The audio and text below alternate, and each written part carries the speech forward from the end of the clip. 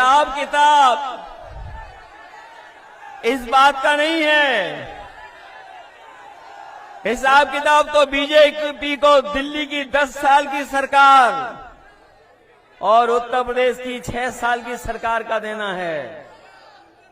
बताओ, जानकारी मिली है 3000 प्राइमरी स्कूल ऐसे हैं जहां पर एक भी गरीब बच्चे ने दाखिला नहीं लिया, एडमिशन नहीं लिया है। 3000 ऐसे स्कूल हैं जिनमें कोई एडमिशन नहीं मिला, कोई लेने नहीं गया एडमिशन। क्या कोई कल्पना कर सकता है कि सरकारी स्कूल में बच्चे पढ़ने नहीं आ रहे हों, और अगर बच्चे पढ़ भी लें तो उनके पास नौकरी नहीं है, रोजगार नहीं है। मैं लखनऊ से चल करके घोसी तक आया हूं। जो लोग कहते थे कि 33 लाख करोड़ उत्तर प्रदेश में निवेश होने जा रहा है पैसा, मुझे ये बीजेपी वाले बताएं, लखनऊ से लेकर के घोसी विधानसभा तक और घोसी विधानसभा के आखिरी बॉर्डर तक और यूपी की सीमा तक अगर कहीं एक भी कारखाना लगा हो तो बता दो हमें।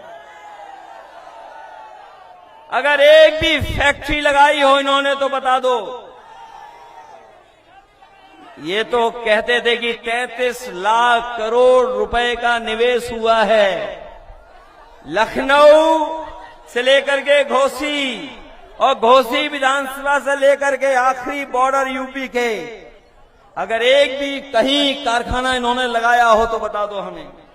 अगर सबसे बड़ी सड़क लखनऊ से और आपके गाजीपुर तक कोई दिखाई दे रही है तो वही पूर्वांचल एक्सप्रेसवे दिखाई दे रहा है, कोई दूसरा बड़ा प्रोजेक्ट नहीं दिखाई दे रहा है।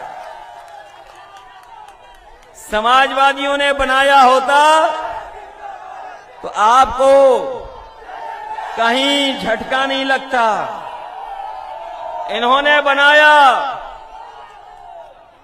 लेकिन उसको पूर्वांचल का सबसे बेहतर सड़क होती जो पूर्वांचल को विकास के रास्ते से जोड़ता, लेकिन वही आधा अधूरा वैसा ही छोड़ दिया। कोई मंडी नहीं बनी। अगर मंडी बनी होती तो हमारे किसानों की पैदावार को हम लोग कीमत दे सकते थे।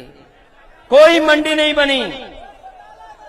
अगर मंडी बनी होती तो हमारे किसान को उससे कीमत मिल जाती, किसान को की फसल की कीमत मिलती। आज जो भी जा रहा है किसी और के हाथ में चला जा रहा है। ये जो नौजवान दिखाई दे रहे हैं बड़ी संख्या में, इनके भविष्य के साथ बीजेपी खिलवाड़ कर रही है। और न केवल इन नौजवानों के भविष्य के साथ खिलवाड़ कर रही है बल्कि आने वाली पीढ़ी के साथ भी खिलवाड़ कर रही है। क्योंकि अगर इनका भविष्य नहीं बना तो बताओ आने वाली पीढ़ी का भविष्य क्या होगा। न इनके हाथ में नौकरी है, न रोजगार है, और क्या सपना दिखा रहे हैं कि अग्निवीर से फौज मजबूत हो जाएगी। हम नौजवान साथियों से कहना चाहते हैं कि आप घोसी की विधानसभा जिताओ, 24 का चुनाव जिताओ। जो फौज की भर्ती होती थी पहले तरह से, पक्की नौकरी, पक्की वर्दी, ये आधी अधूरी नौकरी, 4 साल की वर्दी से कोई देश की सेवा नहीं होगी। हमारा नौजवान पूरी जीवन भर वर्दी पहन करके पक्की नौकरी कर करके सीमा की रक्षा करना चाहता है। बताओ आधी अधूरी नौकरी से कोई सेवा होगी? इसलिए नौजवानों, जहां किसानों का भविष्य अंधेरे में डाल दिया इन्होंने, नौजवानों का भविष्य अंधेरे में, इनसे ज्यादा झूठ बोलने वाली कोई पार्टी नहीं है। जो लोग लाल किले से झूठ बोलते हों, लखनऊ से झूठ बोलते हों, बताओ उन पर भरोसा करोगे आप? ये लोग भाईचारा नहीं चाहते, ये लोग भाईचारा नहीं चाहते। ये लोग चाहते हैं कि समाज में दरार बनी रहे, दरार। समाज में हिंदू मुस्लिम की दरार बन जाए, सिख ईसाई की दरार बन जाए, और जब कामयाब नहीं होते तो जातियों के बीच में दरार डालते हैं। जातियों के बीच में ये जातियों को तोड़ करके दरार डालते हैं। हमारे मुख्यमंत्री जी का आपने वो गणित तो सुना ही होगा विधानसभा का, क्या 46 में 56। ये लोग वो हैं जो जातियों में दरार डालते हैं, धर्म के बीच में दरार डालते हैं। इसलिए आपको इनसे सावधान रहना पड़ेगा। इनसे सावधान इसलिए भी रहना पड़ेगा क्योंकि जहां हमारा किसान दुखी है, नौजवान का भविष्य अंधेरे में, वहीं जो सुविधाएं बुनकर भाइयों को मिलती थीं, जो बुनकर भाइयों को सुविधा मिलती थी, वो सुविधाएं छीन ली गई हैं। चाहे वो बिजली की सुविधा हो, चाहे पिछली सरकार में जगह जगह पर हम लोगों ने बुनकर बाजार बनाने का काम किया था, जिससे बुनकर भाइयों का जहां बिजली से मदद मिले, वहीं उनको एक स्थान मिल जाए, बाजार मिल जाए, जहां पर अपनी बनाई हुई चीजों को अच्छी कीमत पा सकें। जितना काम समाजवादियों ने किया वो काम सब रोक दिए गए। जहां बिजली की व्यवस्था जो पुरानी नेताजी ने दी थी वो भी रोक दी। जो बुनकर बाजार बन रहे थे बुनकर भाइयों को सुविधा के लिए, वो बुनकर बाजार भी इन्होंने बंद कर दिए। इसलिए जो सुविधाएं मिलनी चाहिए, क्योंकि बिना सुविधा दिए हुए, बिना सरकारी मदद के अगर बड़े बड़े उद्योगपतियों को ये सुविधाएं देते हैं, हजारों करोड़ का पैसा छोड़ देते हैं, तो बताइए हमारे बुनकर भाइयों के लिए वो इंतजाम क्यों नहीं है। हम अपने बुनकर भाइयों से कह करके जा रहे हैं कि 22 में अगर सरकार बन गई होती तो जहां हम लोग किसान को सुविधा देने जा रहे थे, नौजवान को नौकरी रोजगार देने जा रहे थे, वहीं बुनकर भाइयों के लिए भी विशेष सुविधाएं देने जा रहे थे। आने वाले समय में जब भी समाजवादियों को मौका मिलेगा, हम अपने बुनकर भाइयों के लिए विशेष सुविधा देने का काम करेंगे, जिससे उनके घर परिवार में भी खुशहाली आ सके। ये मैं देख रहा हूं ओल्ड पेंशन स्कीम वाले लोग आए हैं। ये भी समाजवादियों का मुद्दा था। समाजवादियों की मदद करें, जितनी आप जल्दी मदद करेंगे ओपीएस उतने ही जल्दी लागू हो जाएगी। ये हमारे 69,000 वाले जो लोग 69,000 शिक्षक भर्ती को समझते होंगे, वो जानते होंगे कि इतना बड़ा घोटाला नौकरी रोजगार और बाबा साहब के भीमराव अम्बेडकर जी का दिए हुए संविधान के तहत जो हमें अधिकार है उनसे खिलवाड़ हो रही है। लगातार इनके साथ भेदभाव हो रहा है। केवल 69,000 में भेदभाव नहीं है, जितनी भी सरकारी संस्थाएं हैं उन सब पर भेदभाव करने का काम कोई कर रहा है तो वो भारतीय जनता पार्टी के लोग कर रहे हैं। जो लोग कहते हैं कि हम लोगों ने भेदभाव किया है, वो बताएं जो संस्थाओं में बैठे लोग हैं, जो संस्थाएं आज बीजेपी के समय पर उनके पास पहुंच गई हैं, उन संस्थाओं में किन लोगों को बैठाया है, किनको बैठाया है उन संस्थाओं में? उन संस्थाओं में हमारे आपके लोग नहीं हैं। वो ऐसे लोग हैं जो हमारे आपके भविष्य को भी आगे नहीं बढ़ने देना चाहेंगे।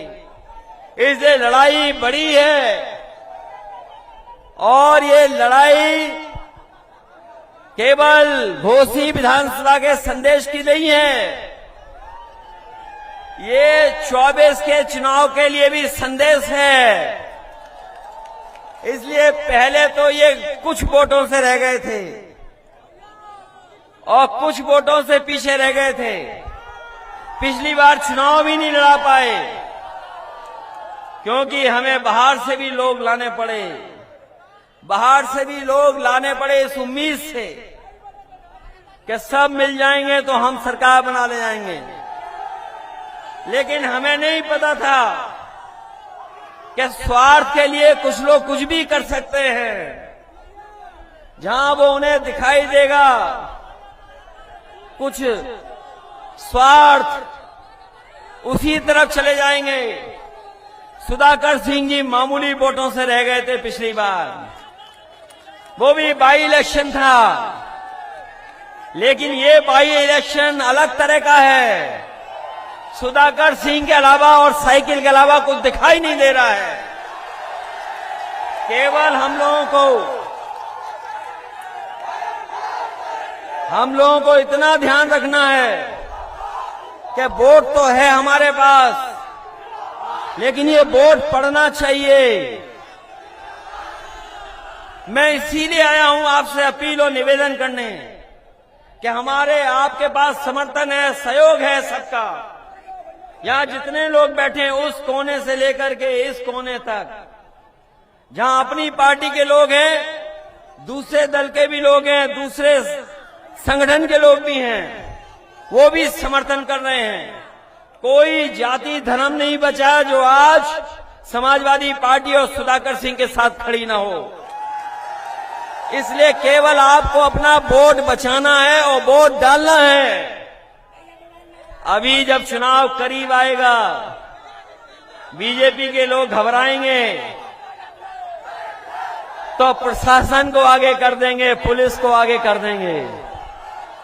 सुना है कि जिन इलाकों में समाजवादी पार्टी का वोट ठोस है, वहां पर नौजवानों को परेशान कर रहे हैं, घरों में घुस रही है पुलिस। अरे प्रशासन के लोगों, ये काम मत करो आप, ये काम ठीक नहीं है। क्योंकि प्रशासन के लोग भी अंदर ही अंदर कह रहे हैं जीत तो सुधाकर ही रहे हैं, जीत तो साइकिल ही रही है।